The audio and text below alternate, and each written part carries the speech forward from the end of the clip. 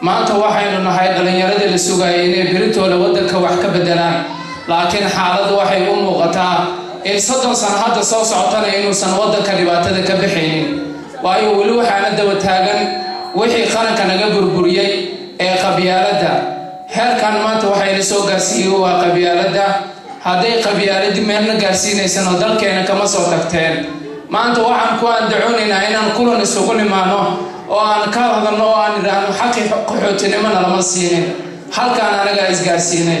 bal marka hore fikir niyadaada ka shaqaysii maxaa kaa dhigay qaxooti maxaase naga dhigay qaxooti inaan qaxootinimo aan noqono maxaana doorbiday runtii waa su'aalooyinku loo baahan yahay qofka caqliga leh inuu isweydiiyo waayo haddii maanta waddankeena uu inoo dhisnaan lahaa maanta qaxooti ma aan noqon lahayn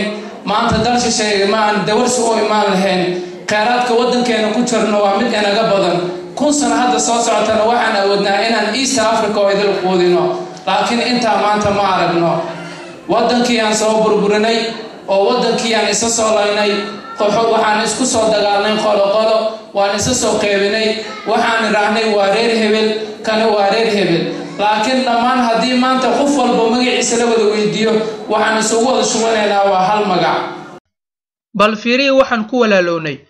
ku walaalownay kelimada laa ilaaha illa allah muhammadar rasuulullah ma kelimad ka weyn oo lagu walaalo ayaa jirta waa maya haddana waxaan noqonay dad isku af ah laakiin intaa ma garanno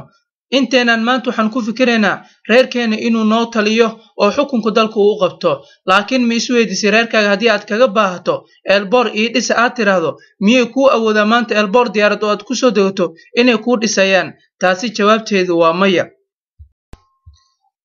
Wir haben gutes Land, aber wir können nicht sagen unser Land.